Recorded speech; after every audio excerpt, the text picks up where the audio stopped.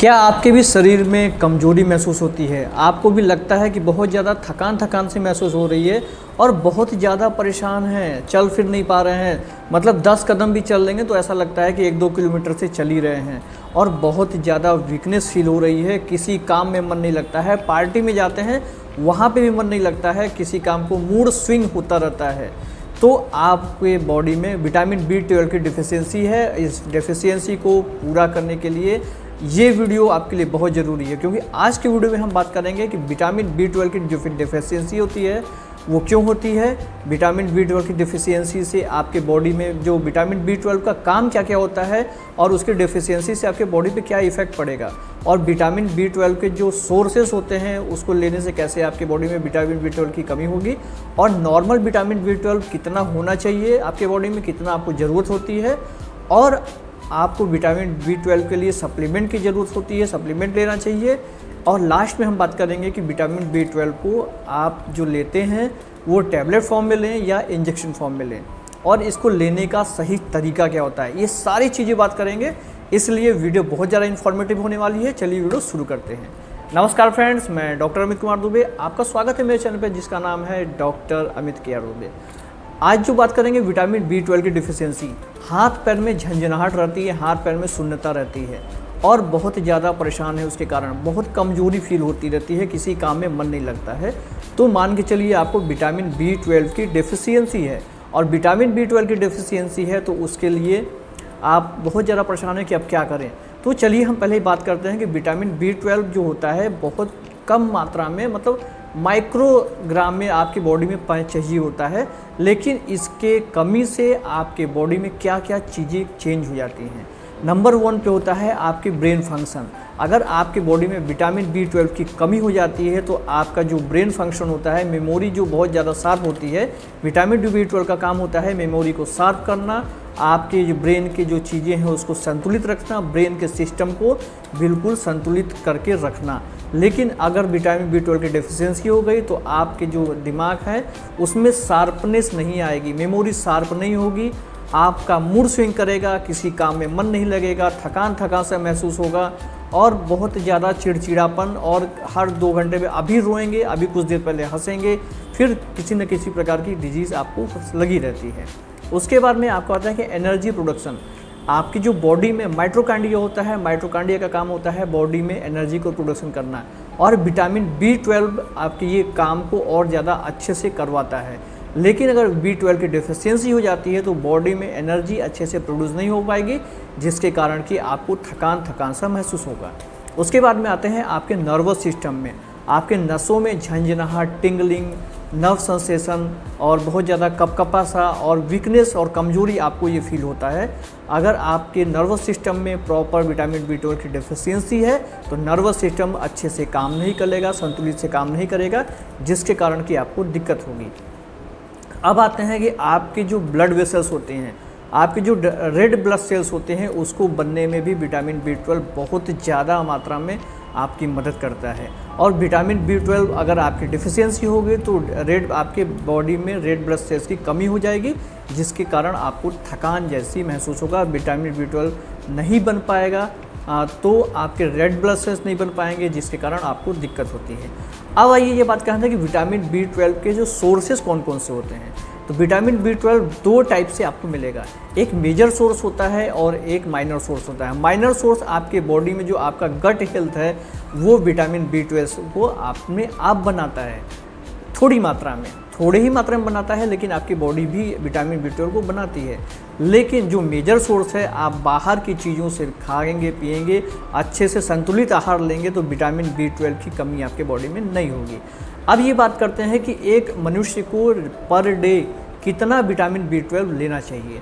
तो एक मनुष्य को पर डे, जो एडल्ट मनुष्य होते हैं उनको 2.4 mcg vitamin B12 per day ज़रूरी होता है। जो प्रेग्नेंट लेडीज़ होती हैं उनको 2.6 mcg पर डे ज़रूरी होता है, और जो आपके बच्चों को फीडिंग करा रही हैं उनके लिए 2.8 mcg पर डे ज़रूरी होता है विटामिन B12। अब तो ये रहा कि बॉडी में पर डे विटामिन B12 इतना चाहिए। अब हम बात करते हैं कि किन ऐसी चीज़ों को लेकर के आप अपने विटामिन B12 के रोज़मर्रा की ज़िंदगी में विटामिन B12 की कमी को पूरा कर सकते हैं। तो सबसे पहले हम बात करते हैं आपके जो वेजिटेरियन हैं उनके लिए।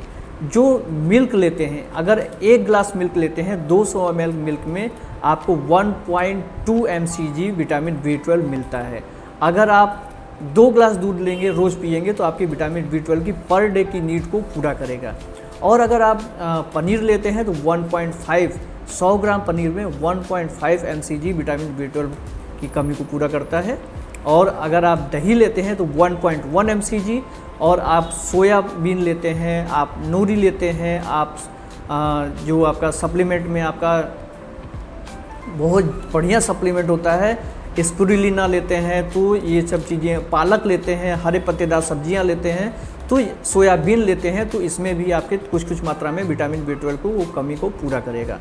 अब आइए बात करते हैं कि जो वीगन लोग होते हैं, मतलब कि जो वीगन मतलब जो आपके दूध दही नहीं खाते हैं, जो पशुओं से निकले हुए जो प्रोडक्ट हैं, डेयरी प्रोडक्ट वो सब नहीं लेते हैं, सिर्फ प्लांट बेस पे रहते हैं, उनके लिए कैसे विटामिन B12 को पूरा किया जाए।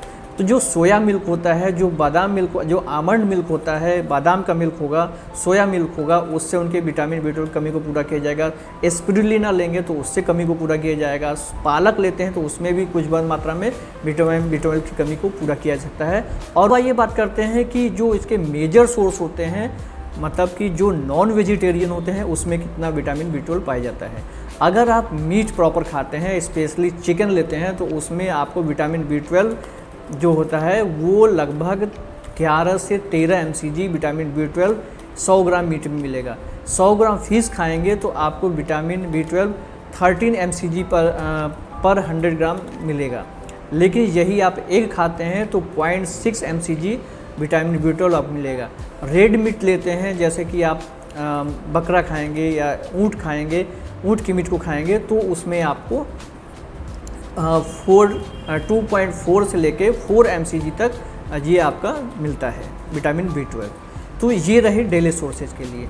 लेकिन अब ये बोलेंगे कि कुछ ऐसे भी लोग होते हैं जो कि कंटिन्यूअस मीट खा रहे हैं, मतलब उनके नॉन वेजिटेरियन हैं, मीट खा रहे हैं, लेकिन उसके बाद भी उनके बॉडी में B12 की कमी आ जाती है। तो B12 की कमी अगर आ गई है तो इसका रीज़न क्या होता है? इसका रीज़न इसलिए होता है कि देखिए, विटामिन B12 जो होता है वो हीस को अच्छे से हीट जैसे ही उसको पकाया जाएगा, गर्म किया जाएगा ज़्यादा उस पर आँच पे, तो वो तुरंत विटामिन B12 उसमें से ख़त्म हो जाता है। तो हीट रेसिस्टेंस होता है विटामिन B12। तो इसलिए विटामिन B12 को ये बहुत ज़्यादा, जो मीट होता है बहुत ज़्यादा पका करके या स्टीम पर पका कर कीजिए, ज़्यादा उसको भुनेंगे, ज़्यादा उसको जलाएंगे तो वो आपका विटामिन B12 कम हो जाएगा, जिसके कारण कि आपको जो उसके प्रॉपर सोर्सेस से मिलने वाला है वो चीज़ें आपको नहीं मिलेंगी। बहुत ज़्यादा मीट में नहीं प्रॉब्लम होगी, नहीं मिल पाएगा। उसके बाद ये बात करते हैं कि जो विटामिन B12 होता है, जैसे कि ये तो मैंने बात किया कि डेली आपको अपने भोजन में कितना नीट रखना चाहिए जिससे कि विटामिन B12 आपको अच्छे से मिल जाए।